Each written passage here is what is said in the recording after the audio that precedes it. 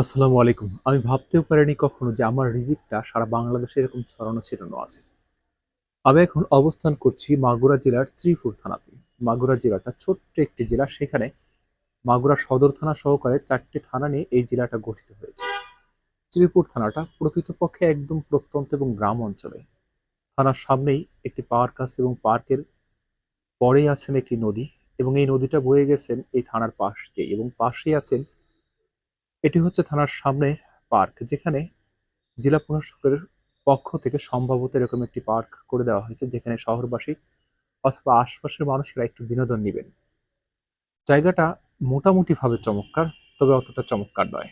অনেক নোংরা এবং সব দিক দিয়েই সাজানো গোছানো না। যেহেতু একটি চাকচিক্য সম্পন্ন এবং সুন্দর একটি শহরে জীবনের দীর্ঘ একটি সময় অতিবাহিত হচ্ছে, এটি হচ্ছে থানার পাশেই একটি বাজার, এবং এই বাজারটাতে মোটামুটিভাবে অল্প কিছু সংখ্যক চাহিদা সম্পূর্ণ পণ্য বা প্রোডাক্ট পাওয়া যায়। এবং এটি বয়ে গিয়েছেন থানার বাম পাশেই একটি রাস্তা, এবং যেটিকে ভেদ করে হয়তো দূর দূরান্তে আরেকটি কোনো শহর অথবা আরেকটি কোনো অঞ্চলের সঙ্গে তারা যোগাযোগ প্রতিস্থাপন করেছেন। এখানে আমি আসার আগে অনেক চিন্তায় ছিলাম। মনে হচ্ছিল যে আসলে থানা ফাঁড়ির চাকরি কেমন হবে, কেননা থানা ফাঁড়ির পুলিশের প্রতি মানুষের একটি বাজে একটি দৃষ্টিভঙ্গি আছে। আমিও কখনো থানা ফাঁড়িতে চাকরি করি নাই, আর থানা ফাঁড়িতে চাকরি করতে অনেক ভয় লাগতো, যে না জানি আসলে পুলিশরা যেভাবে পুলিশদের মানুষ চিন্তা করে আসলে পুলিশেরা কি ঠিক সেরকম। আমার এখানে এসে আলহামদুলিল্লাহ অনেক ভালো লেগেছে।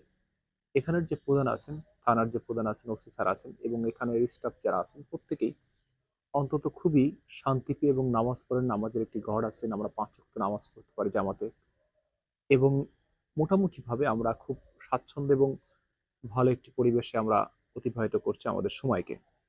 তবে দুঃখের বিষয় হচ্ছে যে এই অঞ্চলের মানুষেরা প্রচুর পরিমাণে কাজিয়া করে বা মারামারি করে।